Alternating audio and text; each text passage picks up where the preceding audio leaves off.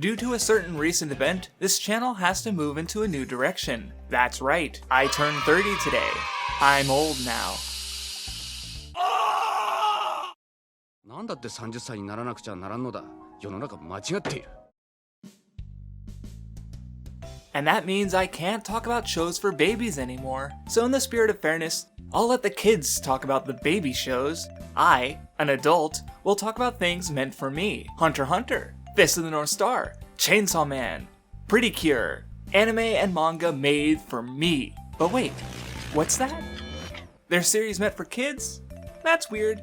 Twitter certainly didn't get the memo. After all, they do deal in dark and mature themes, like cynicism, gore, edge, nihilism. If I think it, therefore, it must be.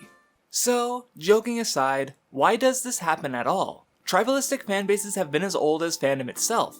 Yet so often we have these shallow, needless qualifiers as people try to elevate their own preferences above others arbitrarily. There's a lot of methods in use regarding these kinds of discussions. All of them dumb. There's the fundamentally classist distinctions of high art versus low art, the reductive distinctions between character-driven and plot-driven stories. But I mean, who doesn't love a bunch of nerds who've never written a meaningful story in their lives arguing about what good writing is? I find a lot of this needless qualification tiring, but what brings me here specifically is that of age demographics. It's for kids. After all, why does an adult like me love a story made for preteens in mind like One Piece? While you could certainly give my other videos a look and see at the conflicts and ideas throughout I've picked up on, to reframe the question in the worst way possible, why is it that my favorite story of all time is also this? Usopp, Chopper, what did you say? Huh? We didn't say anything. But my butt just did.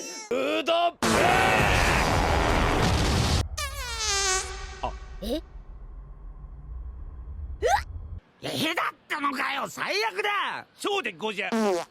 I don't shy away from what One Piece is, even if aspects like this that would appeal to children, but don't personally appeal to me, crop up from time to time.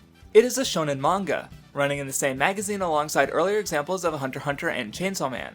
Yet those two series have sometimes been described as being more adult, or seinen in shonen clothing. This mindset, I think, is rather ironic and obviously flawed, albeit understandable considering the highly narrow field of view encompassed by the word shonen in the Western sphere of discussion. Dragon Ball Z was successful, so under the Shonen Jump label, Viz published numerous other series, not with the intent of representing the breadth of the word shonen in its original domestic market, or even series emblematic of Jump itself, but focused on capturing the same appeal that Dragon Ball did, leaning to the focus on hyper-exaggerated battle series like One Piece, Naruto, Yu-Gi-Oh!, and Yu Yu Hakusho. Japan had decades of series attached to the names of other shonen magazines like Weekly Shonen Magazine's Devilman, Kyojin no Hoshi, Great Teacher Onizuka, Shonen Sunday's Urusei Yatsura, Detective Conan, Touch, Shonen Champions Blackjack. The breadth of these works ultimately only remotely connected to one another in that term of shonen because they were made with the younger audiences in mind, not exclusively appealing to boys either, with stuff like Urusei Yatsura or Saint Seiya being a mere two examples of series that brought in female readership to their respective magazines. Even Jump has plenty of popular, classic stuff not fitting its battle shonen mold, like Barefoot Gen, Video Girl Ai, Kochikame, and Kimagure Orange Road. Though this is but a small list of examples from only the largest shonen magazines, the intent is to show just how vastly disproportionate they are regarding the general Western perception of the term they all fall under. Even the examples I mentioned that aren't obscure in Western fanbases still don't get called shonen so easily, as the word is primarily used as a shorthand for the kind of battle shonen that exploded in the late 90s and early 2000s for Western audiences thanks to Dragon Ball. Though I like to think things are changing with heightened awareness, well, you still have the Chainsaw Man is a seinen claims made ignorant of both the history of the medium and even present choices being made by editors managing works in the demographic. Or you even have ignorance of the similar breadth of possibility in the seinen demographic. Ah yes, Chainsaw Man, a seinen, much like my favorite anime, adapted from the acclaimed seinen manga, Hidamari's Sketch. Really, the perceived issue should be apparent. By virtue of a small selection and narrow field of view, the label of shonen became viewed not as a demographic, but a genre. Even now we do still say battle shonen or action shonen, but demographic isn't really about the genre of the series, or its tone, or its structure. It's about the deliberate choices magazine editors made to appeal to certain audiences. Anyone who's been following Jump for the last couple years has probably noticed the relatively large amount of gag and comedy series that have been published lately, with the last few years seeing the endings of Kochikame, Gintama, and Saiki K To keep the variety, they're clearly looking for a new comedy hit, and with We Never Learn and Haikyuu having ended, we might expect the search for their next successful romance and sports titles to lead to a similar trend in new serializations. With every serialization is an attempt to appeal to enough people to justify the continued publication of the series. And the irony I find in people considering something like Chainsaw Man a seinen is that, if the editors of Jump published it in their shonen magazine, then they clearly wanted or expected at least some portion of their audience to be children. And that's not my postulation. In a great interview with the editor-in-chief of both Shonen Jump and Shonen Champion, Jump editors Nakano commented, "Although such series as Chainsaw Man might contain sexual elements that kids don't understand entirely yet, they are still drawn to these series precisely because of that fact. It is the perceived adultness of Chainsaw Man in itself that doesn't somehow make it seinen-like. It's another quality that marks the decision to publish it with children in mind, something no different than other violent shonen series like Fist of the North Star or Devilman, or other series with a focus on sexuality like To Love Ru, Sora no Toshimono, or Beastars. As such, all the needless qualification of the validity of a series by virtue of its supposed maturity just comes across as really insecure and childish to me. If one person in an argument was to mock One Piece for having childish fart humor and art style while praising Chainsaw Man for its unashamed sex and violence, only to be responded to with mentions of how dark One Piece can be, while deriding Chainsaw Man for being gross, stupid, and juvenile, I would wonder, shouldn't you two be in class right now instead of arguing about this crap? I'm too old for this shit. Yeah, I'll like what I like, even if maybe not every single part of what I engage with isn't something I enjoy. I really don't care for fart jokes, or pervert character stuff. Yet, since I do end up engaging in a bunch of Japanese media made with kids in mind, I tend to see it a lot. But it is for kids. And that phrase is one I see on multiple sides of the discussion and don't like in any of them. Sometimes it's used as a shield. It's for kids. Stop thinking so hard about it. Perceived writing issues should just be ignored by virtue of it being for kids.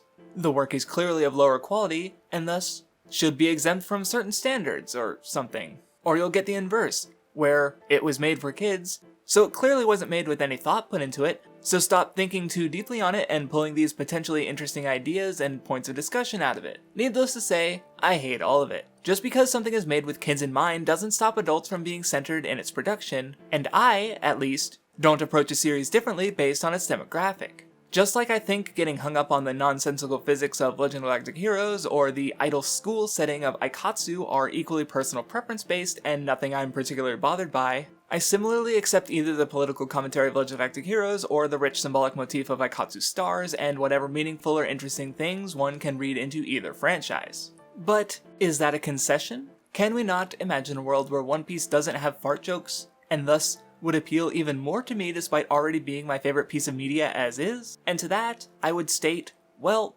One Piece is made with kids in mind, not as a way to be dismissive of what one could call a flaw, especially someone in my position who does not like it, but rather as a simple statement of fact. Being in a shonen magazine, even specifically being in Jump, is part of One Piece's identity. Though Eiichiro Oda is the primary creative vision, he's served as an assistant to other Jump authors, he's been attached to numerous Jump editors, worked with his own assistants who've likely worked on other Jump series or in some cases even published their own, and of course cited influence from Jump manga among other things. The magazine is shaped by its series, but in turn the magazine shapes the series in it. Even if I don't happen to like them, fart jokes, as relatively infrequent as they are a part of One Piece. The bitten thriller bark plays into the entire scene, with Chopper being unable to smell Absalom at first because of the fart, while his voice muffled by the door and the water of the bathroom help disguise the noise.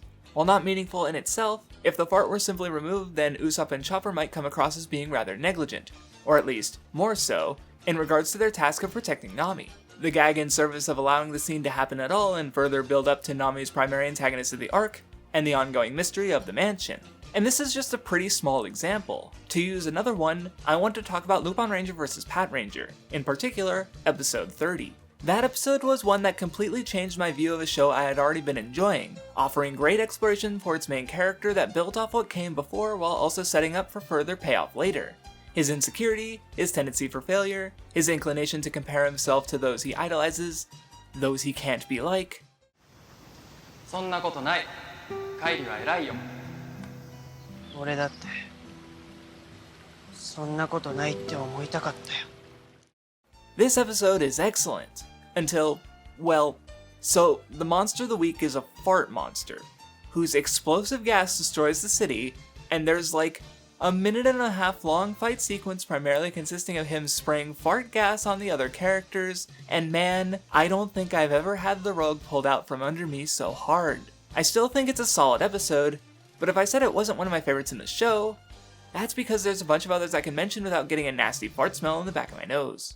But just like One Piece, I wouldn't change it at all even if I don't like it and deeply love the work it came from as a whole even so. Kairi, being his usual unheroic self, is told by the heroic Keiichiro he idolizes to take the fire truck they'd been fighting over to go put out the fires started by the fart monster. This situation resolved in a way that only furthers his character conflict, as Keiichiro is willing to sacrifice his mission to help people while Kairi can only think about his own mission even though he looks up to those who do help others. Eternally unable to be such a naturally good person. Replace the farts with an explosive gas and it becomes a terror act rather than something more absurd. And that change would remove the levity added to an otherwise dreary second half of the episode. And if some kid square in the target demographic thought it was the funniest shit he'd ever seen, then who am I to say otherwise? Asking to change what a series is because I don't like it destroys what the series is. And that's something I would never want for. I've aimed to be pretty careful with my wording, stating that these various series keep kids in mind, rather than be exclusively for kids. That a lot of the series I've mentioned do have sizable adult audiences is worth noting, but in discussion within adult spaces, sometimes I just get this vibe that people kind of hate children and childish things. Why else try to qualify things as otherwise being made with children in mind as being adult, even though children also like things for perceived adultness? To give some brief examples, there was that one viral tweet trying to claim that Lilo's actions were abusive, when they're clearly a mark of a frustrated child with familial issues that are a central point of her conflict in the movie, and not too unusual to a child in the first place. But Lilo is somehow meant to be held to the emotional maturity standards of adults despite being like a fictional 7-year-old? Yet it's through Lilo's story that children or even adults might on some level connect to her feelings or circumstances and potentially see another side or perspective. Through an anecdote from a specific time and place that may or may not still be evocative of some discussions here or there, I sometimes think about when Gravity Falls ended in 2016, over 5 years ago. God, I'm old. Specifically, it was on 4chan's comics and cartoons board, and from what I remember, what stuck with me the most was not only some of the dissatisfaction in general, but where specific frustrations tended to lie. Gravity Falls is very much a story about maturity and growing up. Dipper's the more mature of the twins, grounded but struggling to enjoy their summer vacation due to its serious nature. Mabel is the more childish one, able to make many things fun but sometimes struggling to take things seriously or get real. So when Dipper was offered the opportunity to grow up right away, launching his potential career from age 12 and being set up for life, people were unhappy when he instead chose to live out his childhood and be a kid a little longer. Mabel got the even worse end of the stick, as her conflict in the climax was founded on her fear of growing up and desire to remain a kid forever. But the response to her fears was even more spiteful, deriding her for ever having that childish fear at all. The narrative offered by Gravity Falls is one that at once accepts the inevitability of growing up, but in doing so placed value on the precious years of free, innocent childhood that you'd never be able to get back. Betting itself in a nostalgic setting, evoking a less digital age that similarly can't be returned to from its outset. Yet the general response that's stuck in my brain for so long is that derision from adults for the show entertaining the idea of childhood at all, on a discussion forum for comics and cartoons. And I think that's kind of sad. Not the deep irony at work, I think that's pretty funny. Just that the tendency of adults to engage with works with children in mind, only to turn around and demonize childishness in itself. Why do I, an adult, still enjoy works for younger audiences? Well, I get things out of it. Simply enough. One particular type of work I tend to enjoy is dumb teenagers doing dumb shit, like Kokoro Connect, Infinite Revice, etc. I really wasn't much of a troublemaker at that age, so seeing teenagers struggling with trying to figure out how to be more mature tends to click with me for its distance. But when it comes to connections, I see more of myself in Madoka, a girl whose mom observes that she was too good-natured to make mistakes and learn from them. Whether something's about adults and for kids, or about kids but for adults, if it can connect to its audience, then it's succeeded. But even if a work or just small parts of the work don't connect with me, then I hardly think it's a fault if it connects to someone. That sentiment trying to put Hunter x Hunter above other shonen works, as though shonen can't be good, just completely flies in the face of the editors who chose to publish Hunter x Hunter, and in the face of Togashi who's constantly thinking of his audience, who could have tried to get serialized in mini-magazines but chose one of the most popular and most unforgiving to get into. Togashi clearly has a fondness for not just shonen but even toku. So saying Hunter x Hunter is too good to be shonen is like saying it's too good for Togashi, and that exclusionary thinking is profoundly unhelpful. In rejecting works for children, or even the childish parts of works, that exclusionary thinking restricts the audiences discussing them. We were all kids once. Which is part of why I think the media that tends to appeal to both audiences is that which becomes enjoyed at a mass scale. Something being popular doesn't make it lesser. So why should you have to make concessions in what you like out of childish fear of not being perceived as an adult? Sure, you don't have to like everything, but having an inclusive community means both having a wide variety of works to discuss and enjoy while also allowing for the discussion of those works. These kind of qualifiers reject having an inclusive community, stilting more towards having the same homogenized thoughts or tastes, ironically being so reductive as to point back at those making the claim, trying to hold up what one likes as being more adult than what other people enjoy is honestly one of the most childish things I can think of. As always, I'd like to thank my patrons, Tengoon, Sam Bellmeyer, Offline But Not, Justice Man, Brorike, Thanks Nitrorad, Bayanort, Muhammad Akim, Flarbu, Dojo32161, and Brian Nesseth. Thank you for watching.